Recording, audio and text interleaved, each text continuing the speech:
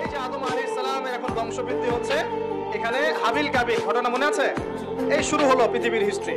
হাবিল ভালো ছেলে, সৎ সন্তান, সে আল্লাহ পাকের সমস্ত হুকুম আহকাম মেনে চলার চেষ্টা করে।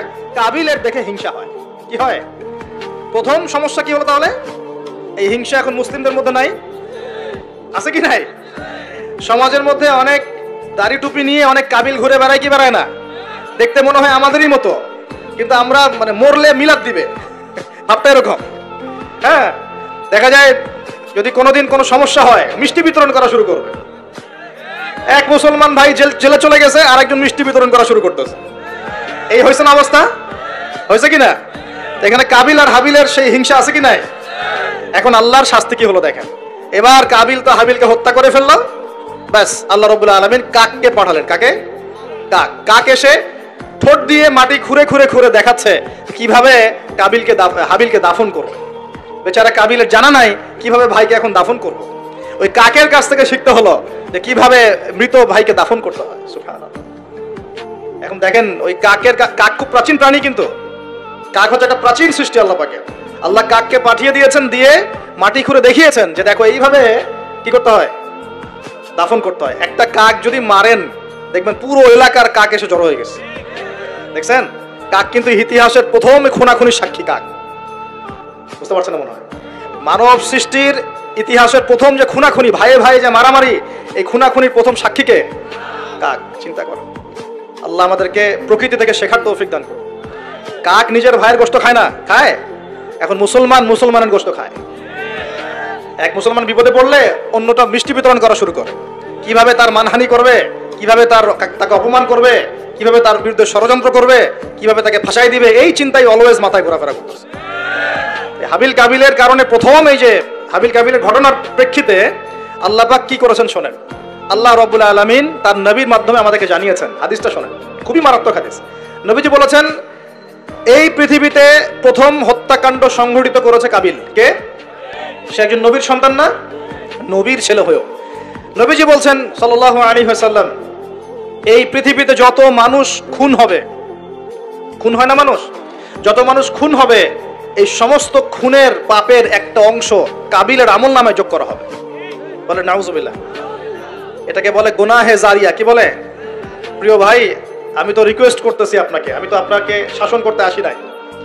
আমি এসেছি আপনাকে আল্লাহ চেনাতে, আমি এসেছি আপনাকে রাসূল চেনাতে, কোরআন চেনাতে। আপনি মদের দোকান দিয়েছেন, যত মানুষ মদ খাচ্ছে সমস্ত গুনাহ আপনার আমল নামায় যাচ্ছে। একটা হারাম সিনেমা হল করেছেন, যত মানুষ এখানে সিনেমা দেখছে সমস্ত পাপ আপনার হচ্ছে। তামাকের কারখানা দিয়েছেন, সবাই হারাম খাচ্ছে, আপনার গুনাহ হচ্ছে। সুদ ছড়িয়ে দিয়েছেন, নিজে খাচ্ছেন, এখন সবাইকে খাওয়াচ্ছেন, গুনাহ হচ্ছে আপনার। সবার গুনাহ আপনার ঘাড়ে এসে যুক্ত হচ্ছে। ঠিক যেভাবে একটা মাদ্রাসা করেছেন, একটা মসজিদ করেছেন, একটা নলকূপ স্থাপন করেছেন, এই রাষ্ট্রীয় দায়িত্বে আছেন, রাস্তাঘাট করে দিয়েছেন, এর বদৌলতে যে মানুষ উপকৃত হচ্ছে, আপনি কবরে গেলেও নেকি পাবেন ইনশাআল্লাহ। কি পাবেন? নেকি পাবেন। একটা ব্রিজ নির্মাণ করে দিয়েছেন, যত মানুষ এটাতে পারাপার হবে, উপকৃত হবে, আপনি নেকি পাবেন ইনশাআল্লাহ। ঠিক একইভাবে আপনি আমি যদি এরকম গুনাহে জারিয়ার কোনো মাধ্যম চালু করে যাই, কবরে চলে গেলেও ওই গুনাহ কি হবে? অটোমেটিক আসতে থাকে। আল্লাহ আমাদেরকে বোঝার তৌফিক দান করুন। তো এবার পৃথিবীর ইতিহাসের প্রথম এই ঘটনা হলো। এরপরে কি হয়েছে? এরপরে যে আল্লাহ পাকের শাস্তিটা নেমে আসলো। কাবিল কিন্তু জাহান্নামে যাচ্ছে। কেন? ভাইকে হত্যা করার কারণে।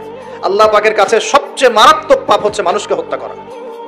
শিরকের পর, কুফরির পর মারাত্মক পাপ হচ্ছে মানুষকে হত্যা করা।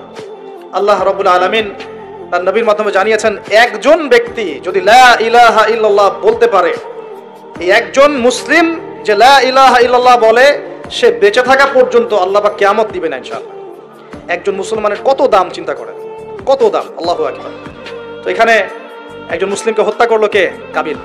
কাবিলের আমল নামায় সব পাপ যেটা থাকলো, তার মানে আল্লাহর আযাব আসার প্রথম কারণ কি হলো? হিংসা। কি কারণ? অতএব হিংসা করতে থাকলে আল্লাহর শাস্তি কি হবে? আসবে। আরেকটা কারণ ছিল, আগে শয়তানের অনুসরণ করেছিলেন বলে আমাদের পিতাকে নামিয়ে দেওয়া হয়েছে। নামিয়ে দেওয়া হয়নি? শয়তান ওয়াসওয়াসা দিয়েছে, গাছের কাছে চলে গিয়েছেন, ফল খেয়ে ফেলেছেন, এই পরীক্ষায় আমরা এখন পড়ে গেছি। এতে কিন্তু তার কোনো দোষ নাই। কারণ কি? এটা ছিল তাকদীরের লিখন। এটা কি ছিল? তাকদীর আগে থেকে লেখা ছিল যে আল্লাহ পাক পৃথিবীর সৃষ্টি করবেন এবং এখানে মানুষকে পাঠাবেন। এটা আল্লাহ পাকের আগেই পরিকল্পনা ছিল। এটা ছিল একটা পরীক্ষা, এই দুনিয়ার জীবনটা পরীক্ষা। এরপর আরো সামনে যান, এবার আসেন নূহ আলাইহিস সালাম। নাম মনে আছে? 950 বছর তার কওমকে দাওয়াত দিয়েছেন। কত বছর ভাই? একটু চিন্তা করেন তো, চোখ বন্ধ করে। 950 বছর কতদিন হতে পারে? 950 বছর মানে প্রায় 1000 বছর। প্রায় 1000 বছর তিনি তার কওমকে দাওয়াত দিয়েছেন। কিভাবে? আমাদের মতো ওয়াজ মাহফিল না, দাওয়াত দিয়েছেন। তিনি বলছেন ইন্নী দাআউতু কওমি লাইলা ওয়া নাহারা, আল্লাহ আমি আমার কওমকে দাওয়াত দিয়েছি দিন রাত 24 ঘন্টা। এটা সূরা নূহের মধ্যেই আছে, দেখবেন পড়ে। ওয়ালাম ইয়াজিদহুম দুআই ইল্লা ফিরারা, আমার দাওয়াত শুনে এরা খালি পালিয়ে গেছে, আমার থেকে কাছে আসে নাই, খালি পালিয়ে গেছে। কান বন্ধ করে ফেলতো, কাপড় দিয়ে মাথা ঢেকে ফেলতো, আর আমাকে বলতো পাগল। কি বলতো? পাগল। নূহ আলাইহিস সালামকে আল্লাহ পাক তারপরে বললেন তুমি একটা কাজ করো, তুমি নৌকা নির্মাণ করো। কি করো? এই যে নৌযান নির্মাণ করা, এই সারা পৃথিবীর বাণিজ্য বন্ধ হয়ে যাবে যদি নৌযান না থাকে। জানেন, এই যে এক্সপোর্ট ইম্পোর্ট শিপিং সব বন্ধ হয়ে যাবে কিভাবে? যদি নৌযান না থাকে। আর এই নৌযান সর্বপ্রথম কে সৃষ্টি করেছে? আর এখন আমাদেরকে বলে যে ইসলাম হচ্ছে সেকেলে, না? এরা প্রযুক্তি খুব উন্নয়ন। নূহ আলাইহিস সালাম সর্বপ্রথম মানুষ যিনি এই পৃথিবীর মধ্যে নৌযান নির্মাণ করেছেন। বলে সুবহানাল্লাহ। সভ্যতা শুরু হয়েছে নবীদের হাতে। সভ্যতা কি হয়েছে? নবীদের হাতে শুরু হয়েছে, আর শেষও হবে নবীদের হাতে ইনশাআল্লাহ। কোন নবীর হাতে শেষ হবে? হ্যাঁ, মাশাআল্লাহ, ঈসা আলাইহিস সালামের হাতে। আপনারা তো আমার লেকচার শুনেন না, বুঝতেছেন যে ঈসা আলাইহিস সালাম আসবেন। হ্যাঁ, তিনি আসবেন, এমনি এমনি আসবেন না। তিনি আসবেন এই ইহুদিবাদীদের হাত থেকে এই জেরুজালেম মুক্ত করার জন্য। তিনি আসবেন ইনশাআল্লাহ, অপেক্ষা করতে বলেন খালি। আজকে যে জুলুম আর নির্যাতন সারা বিশ্বে করছে, ঈসা আলাইহিস সালাম যখন আসবেন পাথর পর্যন্ত কথা বলা শুরু করবে। পাথর কথা বলবে, গাছ কথা বলবে। ইয়া মুসলিম ইন্না ওয়ারাল ইয়াহু তাআল ফাকতুলহু, আসো আমার পিছনে একটা লুকিয়ে আছে, আসো হত্যা করে যাও। ঈসা আলাইহিস সালামের হাতে দাজ্জাল মারা যাবে এই যে বাবেলুদ নামক জায়গায়। এই বাবেলুদ জায়গাটা এখন প্যালেস্টাইনের মধ্যে পড়েছে। ওইখানে দাজ্জালকে মারা হবে। ঈসা আলাইহিস সালামের নিঃশ্বাস তার গায়ে গিয়ে লাগবে, ও মারা যাবে।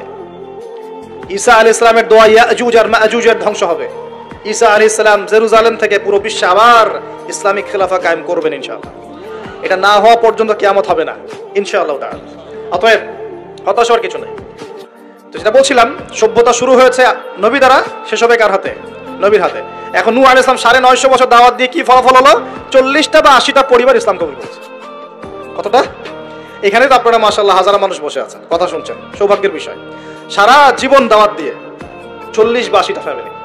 আল্লাহ পাক বললেন নৌযান নির্মাণ করো, আমার আযাব আসতেছে। কি আসতেছে? আযাব আসতেছে।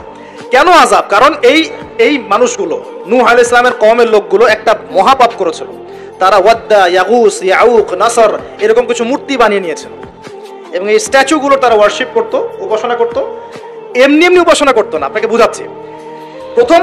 প্রথম যে প্রজন্মটা ছিল ওদের, ওই প্রজন্মকে শয়তান ওয়াসওয়াসা দিয়েছে কি, যে এই ওয়াদ্দা, ইয়াগুস, ইয়াউক, নাসর এই যে নামগুলো সূরা নূহে আছে, এই ব্যক্তিরা ছিল খুব পুণ্যবান সৎ ব্যক্তি। তারা খুব ভালো আল্লাহওয়ালা ছিল, আল্লাহর ওলি ছিল। শয়তান ওয়াসওয়াসা দিয়েছে তোমরা এই তাদের মূর্তি নির্মাণ করে মসজিদের বাইরে রেখে দিবে। মসজিদে কোথায়?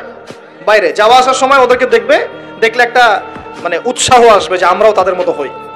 শয়তান এইভাবে নেক্সট রোতে ধোঁকা দিয়েছে। ওই জেনারেশন এই কাজটাই করেছে। এরপর আরো 100-200 বছর চলে গেছে, শয়তান এবার পরের জেনারেশনকে ওয়াসওয়াসা দিয়েছে, আরে তারা তো অনেক বড় বড় মানুষ ছিলেন, এখন মসজিদের বাইরে না, ওদেরকে ভিতরে ঢুকাও। এবার তারা ওই মূর্তিগুলো সব ভিতরে ঢুকানো শুরু করেছে। এগুলো হিস্ট্রি পড়ে দেখেন, তাফসির আছে, জালালাইন পড়ে দেখেন, ইবনে কাসির পড়ে দেখেন। তো এবার তারা ঢুকালো ভিতরে, সেজদা করছে না কিন্তু মূর্তিতে, তারা খালি রেখে দিয়েছে ভিতরে, যে তাদেরকে দেখবো, দেখে আমার ইবাদতে মনোযোগ আসবে। উদ্দেশ্য কিন্তু ভালো। উদ্দেশ্য কি? ভালো। এবার এই প্রজন্ম যখন চলে গেল, পরের প্রজন্মকে শয়তান বলছে আরে তারা আল্লাহর ওলি ছিল, তাদের কাছে চাইলেই পাওয়া যাবে। এবার সরাসরি সেজদা শুরু হলো মূর্তিতে। এইভাবে গ্র্যাজুয়ালি আস্তে আস্তে আস্তে আস্তে শয়তান প্রথম মূর্তি পূজা চালু করেছে বিশ্বের মধ্যে। বুঝলেন কিভাবে? নেক্সট রোতেই ধোঁকা দিয়েছে শয়তান। আমরাও এখন মুসলমানরাও সুবহানাল্লাহ, আমরাও এখন এগুলোর পিছনে পড়ে যাচ্ছি, পড়ছি না? সবার ঘরে ঘরে ছবি, মূর্তি এখন, সুবহানাল্লাহ। আর এই যে আমাদের সেলফি সংস্কৃতি, এটাও তো একটা মূর্তির অংশ হয়ে যাচ্ছে। প্রয়োজনীয় ছবি তোলা যায়, অপ্রয়োজনীয় ছবি তোলার কি দরকার আছে? মুসলিমরা কি করবে? আসসালামু আলাইকুম রহমতুল্লাহ, ওয়ালাইকুম আসসালাম রহমতুল্লাহ, মুসাফা করবে। মুসাফা থেকে ফারেক হওয়ার আগেই গোনা সব ঝরে পড়ে গেছে। এইটা সুন্নত। ভাই তাকান, দুই তাকান, ভাই হুজুর তাকান, কি দরকার আছে? এগুলার প্রয়োজন নাই। আর এগুলো আমাদের পরকালে বাঁচাবে না। পরকালে বাঁচাবে? যে নবীর যত সুন্নত অনুসরণ করবে, সে নবীর তত কাছে থাকবে। তো দেখেন, নূহ আলাইহিস সালামের সবচেয়ে বড় পাপ কি ছিল? ওই কওমের, নূহ আলাইহিস সালামের কওমের সবচেয়ে বড় পাপ কি ছিল? শিরকের পাপ। কিসের পাপ? শিরক আর কুফর। এর ফলে আল্লাহ পাক কি করলেন দেখেন। এরপর আল্লাহ পাক বলছেন তুমি সবগুলোকে একজোড়া করে উঠাও নৌকায়। এখন যত এই যে প্রজাতির গাছপালা দেখছেন, পশু পাখি দেখছেন, সব একজোড়া করে তিনি উঠালেন। কোথায়? তাহলে চিন্তা করেন নৌকাটা কত বড় ছিল, বিশাল। আল্লাহু আকবার। সব একজোড়া করে উঠালেন। এরপর আল্লাহ রাব্বুল আলামিন বলছেন যে ফারাত্তা নূর, একদম মাটি ফেটে থলথল করে পানি বের হওয়া শুরু হলো, আসমান থেকে প্রবল বৃষ্টি বর্ষণ শুরু হলো। আল্লাহ সূরা হুদের মধ্যে বলছেন যে বৃষ্টির ফলে স্রোতগুলো এত উঁচু ছিল যে পাহাড়ের উপর দিয়ে উঠে যাচ্ছিল স্রোতগুলো, পাহাড়ের উপর দিয়ে পানির স্রোত যাচ্ছে। আর এই সময় নূহ আলাইহিস সালামের ছেলে, এক ছেলে, তার 4 ছেলে ছিল। কয় ছেলে? এক ছেলের নাম হচ্ছে হাম। হামের বংশধর হচ্ছে এই যে আফ্রিকান মানুষরা, কালো চামড়ার মানুষরা হামের বংশধর। এক ছেলের নাম শাম। শামের বংশধর হচ্ছে আরবরা, এই যে আরব পেনিনসুলা যারা থাকে এরা শামের বংশধর। এক ছেলের নাম ইয়াফাস। ইয়াফাস হচ্ছে ইউরোপিয়ান যারা, পশ্চিমারা, এরা ইয়াফাসের বংশধর, রোমানরা। আরেক ছেলের নাম হচ্ছে কেনান। কি নাম? এই কেনান ওই পাহাড়ে উঠে বলছে যে পাহাড় আমাকে বাঁচাবে। কে বাঁচাবে? পাহাড়। আমার দরকার নেই ওঠার, তুমি যাও গা, পাহাড় আমাকে বাঁচাবে। নূহ আলাইহিস সালাম বলছেন যে আল্লাহ, আমার ছেলে, আমার আহল, বাঁচাও তাকে। আল্লাহ পাক বলছেন এরপর বিশাল এক ঢেউ আসলো, বাবা আর ছেলের মাঝখানে আড়াল করে ফেললো, শেষ নাই, সন্তানের সাথে আর দেখা নাই। নূহ আলাইহিস সালাম কান্নাকাটি করে বলছেন আল্লাহ ইন্নাহু মিন আহলি, আমার ছেলে আমার পরিবারের একজন, আল্লাহকে মাফ করে দাও। আল্লাহ পাক ধমক দিয়ে বলছেন লাইসা মিন আহলিক, সে তোমার পরিবারের কেউ না, সে তোমার পরিবারের। আল্লাহর কাছে এইসব বংশ, রক্ত, রং, এসবের কোনো দাম নাই। কিসের দাম আছে? তাকওয়া, ঈমানের দাম আছে। নবীর সন্তান হয়েও যদি ঈমানদার না হয় আল্লাহ পাক জাহান্নামে দিয়ে দিবেন, কোনো কিছু যায় আসে না আল্লাহ পাক। আলেমের সন্তান হয়েছেন, এত গর্ব কিসের? নিজের আমল, আকীদা, ঈমান আগে ঠিক করতে হবে।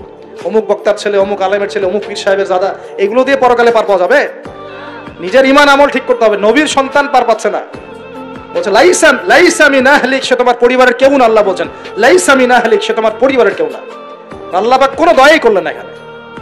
কুফরের মধ্যে ছিল, ঈমান ছিল না, শিরক করেছে আমার সাথে, কিসের দয়া, কিসের খাতির? তো প্রিয় ভাইরা, এখান থেকে শিখলাম কি, যে নূহ আলাইহিস সালামের যুগে আযাব কি কারণে আসছে? শিরকের কারণে। আগে শিখলাম, প্রথমে মনে রাখবেন, 1 নম্বর শিখেছি শয়তানের তাবেদারি করার কারণে শাস্তি এসেছে, পরীক্ষা এসেছে, 1। 2 নম্বর হচ্ছে হিংসা, হিংসা বিদ্বেষের কারণে কি হয়েছে? আল্লাহ পাকের শাস্তি চলে আসছে। 3 নম্বর, এই যে শিরকের পাপের কারণে কি হয়েছে? আল্লাহর শাস্তি, গজব চলে আসে। আরো সামনে যান, আমি একটু শর্টে শেষ করবো ইনশাআল্লাহ। আরো সামনে যান, এবার আসছে আদ জাতি। কি নাম? আদ জাতির লোকেরা অনেক লম্বা চওড়া, এক একজনের দেহের এমন কাঠামো যে পাহাড় কেটে কেটে বাড়ি নির্মাণ করতে পারে। আমরা তো এখন ছোট না সাইজে, এখন এগুলো মানুষের কাছে মনে হয় যে রূপকথা, আসলে রূপকথা না এগুলা। কোরআন বলেছে ওরা এমন শক্তিশালী ছিল, তারা বলতো মান আশাদ্দু মিন্না কুওয়া, কে আছে আমাদের চেয়ে বড় শক্তিশালী।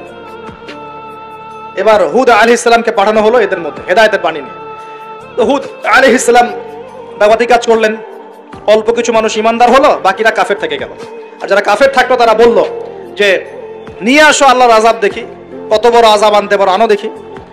আল্লাহ রাব্বুল আলামিন তাদের ব্যাপারে বলেছেন ওয়াম্মা আদুন, এবং আদ জাতির ক্ষেত্রে ফাহলাকনা বিরিহিন সরসরিন আতিয়া, প্রচন্ড ঘূর্ণিঝড় বাতাস দিয়ে ওদেরকে আমি উপরে ফেলে দিলাম। সুবহানাল্লাহ। মাত্র 6 দিন 7 রাত বাতাস প্রবাহিত হয়েছে, ঘূর্ণিঝড় বাতাস, এই ঝড় দিয়ে আল্লাহ পাক আদ জাতিকে উপরে ফেলে দিয়েছে। আল্লাহ বলছেন ওরা বাড়ির সামনে এমন করে পড়েছিল যেন মনে হচ্ছে যে ওই যে গাছের ডাল পড়ে থাকলে যেমন হয় না, খেজুর গাছের ডাল, ওই রকম করে পড়েছিল। বিশাল শক্তিধারী। কি অপরাধ ছিল ওদের? মান আশাদ্দু মিন্না কুওয়া, আমাদের চেয়ে শক্তিশালী আর কে আছে? এই যে অহংকার, এটা কি অহংকার, বিগাইরি হক, অন্যায়ভাবে অহংকার প্রদর্শন করা। আর শিরক কুফর তো ছিলই, ওটা তো ছিলই, পাশাপাশি এক্সট্রা অপরাধ ছিল অহংকার করা। আরেকটা কাজ করতো ওরা অহেতুক বিভিন্ন কনস্ট্রাকশন নির্মাণ করতো, অহেতুক পাহাড় কেটে ওইটা, এটা কেটে ওইটা, মানে বিভিন্ন সৌধ ভাস্কর্যরা নির্মাণ করা শুরু করতো, অহেতুক কোনো কাজ না, অপচয়। এই অপচয় ছিল ওদের একটা পাপ। এই পাপের কারণে আল্লাহ পাক আদ জাতিকে একটা সমূলে উৎপাদন করে ফেলেছে, শেষ। এরপরে আসলো সামুদ জাতি, ওই জাতিকে আল্লাহ পাক পাঠালেন ওখানে সালেহ আলাইহিস সালাম। সালেহ আলাইহিস সালাম সেখানে গিয়ে দাওয়াত দিলেন। আল্লাহ পাক দোয়া কবুল করে একটা উটনি পাঠিয়েছেন। এই উটনিটা তোমাদের জন্য বরকতময়, ওকে টাচ করবে না, ও থাকলে তোমাদের মধ্যে রিজিক প্রশস্ত হবে, তোমরা ভালো থাকবে। এখন ওখানকার মধ্যে এক নেতা, সে গিয়ে ওই উটনিটাকে জবাই করে খেয়ে ফেলছে। কথা বুঝতে পারছেন? আর এমনি তো অহংকার করতোই, শারীরিক শক্তি বেশি ছিল। তারা বলতো, এরাও বলতো মান আশাদ্দু মিন্না কুওয়া, আমাদের চেয়ে শক্তিশালী আর কে আছে? হ্যাঁ, আরেকটা কাজ তারা করতো, ওয়াইদা বাতাসতুম জাব্বারিন, তারা মানুষকে খুব নির্মম ভাবে প্রহার করতো। কি করতো?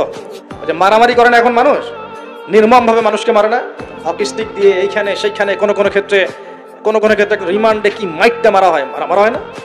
এই যে মানুষকে মারা আল্লাহ পাক খুব অপছন্দ করেন, বিনা বিচারে মানুষকে মারা আল্লাহ পাক কঠিন অপছন্দ করেন। ওই আদ জাতি আর সামুদ জাতি মানুষকে নির্মমভাবে পিটাইত। ওয়াইদা বাতাসতুম, আল্লাহ সূরা আপনার শুআরার মধ্যে বলছেন, ওয়াইদা বাতাসতুম, তোমরা যখন কাউকে পিটাও, বাতাসতুম জাব্বারিন, কঠিন পিটাও তোমরা, কঠিন মায়ের মারো একদম। আল্লাহ পাক খুব অপছন্দ করেন আদম সন্তানকে হাত তোলা। আর আমরা তো কিছু হলেই গালে থাপ্পড় মারি না, এটা করি না? এই হাদিসটা মনে রাখবেন, মানুষের গালে মারা নিষেধ আছে, জানতেন? মানুষের চেহারার মধ্যে মারা নিষেধ আছে। এই গালে চর মারা, গালে নাকে ঘুষি মারা, এই জিনিসগুলো নিষেধ আছে। কারণ এই চেহারাটা আল্লাহ রাব্বুল আলামিন, মানে আদম সন্তানের এই স্ট্রাকচারটা আল্লাহ রাব্বুল আলামিন সূরা সদের মধ্যে বলেছেন, খলাকতু বিয়াদাই, আমি নিজ হাতে সৃষ্টি করেছি। সুবহানাল্লাহ। আর সেই মানুষকে তোমরা এমন নির্মমভাবে কেন মারো? সারা বিশ্বের দিকে তাকায় দেখেন, এখন প্রত্যেকটা জায়গায় রক্ত ঝরছে কাদের? মুসলিমদের। কাদের? মুসলিমদের। আল্লাহ পাক আমাদেরকে বোঝার তৌফিক দান করুন। আর আল্লাহ পাক কোরআনে কি বলছেন? যদি কোনো মানুষ একজন মানুষের জীবন বাঁচায়, সে যেন পুরো মানব জাতিকে বাঁচালো। এত পছন্দ আল্লাহর কাছে জীবন বাঁচানো। আর কেউ যদি কোনো মানুষকে অন্যায়ভাবে হত্যা করে, সে যেন পুরো মানব জাতিকে হত্যা করলো। আল্লাহ আমাদেরকে হেফাজত করুন। এখন খুন খুব সহজ হয়ে গেছে, মারামারি খুব সহজ হয়ে গেছে। হ্যাঁ, ভাই ভাইকে হত্যা করতেছে, ছেলে বাবাকে হত্যা করতেছে, বোন বোনের সাথে ভাইয়ের দ্বন্দ্ব, ভাই বোন মারামারি, প্রতিবেশী, মেয়ে নিয়ে, সম্পত্তি নিয়ে, মাদক নিয়ে, কিশোর গ্যাং নিয়ে, কত কি হচ্ছে এখন। মানুষের জীবন সস্তা হয়ে যাচ্ছে না এখন। আল্লাহ পাক এগুলো কিয়ামতের আলামত। নবী সাল্লাল্লাহু আলাইহি ওয়াসাল্লাম বলেছেন, ওয়াল হারাজ, কিয়ামতের আগে আগে হারাজ বাড়বে। হারাজ, সাহাবীরা বলছেন, মাল হারাজ, হারাজ কি ইয়া রাসূলুল্লাহ? তিনি বলছেন, আল কতল, গণহত্যা বাড়বে, গণহত্যা। কিয়ামতের আগে আগে খালি গণহত্যা বাড়বে। দেখছেন না এখন? সারা বিশ্ব দিকে তাকায় দেখেন। যাই হোক, এই আদ এবং সামুদ জাতিকে আল্লাহ পাক ধ্বংস করলেন। এখন সামুদ জাতিকে ধ্বংস করলেন কেন? অহংকারের কারণে, কুফর শিরকের কারণে এবং মানুষকে পিটানোর কারণে। আল্লাহ বলছেন ওদেরকে ধ্বংস করেছি কি দিয়ে? সাইহাতান ওয়াহিদা। এটা ভালো করে মনে রাখবেন, সাইহাতান ওয়াহিদা মানে একটা শব্দ দিয়ে, প্রচন্ড দ্রুম একটা শব্দ, খালি এই এক শব্দে সবার কানের পর্দা ফেটে ফুটে জান বের হয়ে গেছে। আল্লাহু আকবার। এক শব্দে মানে ওদেরকে আলটিমেটাম দেওয়া হয়েছিল, তোমরা কি ফিরে আসবে? ওরা বলছে যে কি শাস্তি আসো নিয়ে আসো।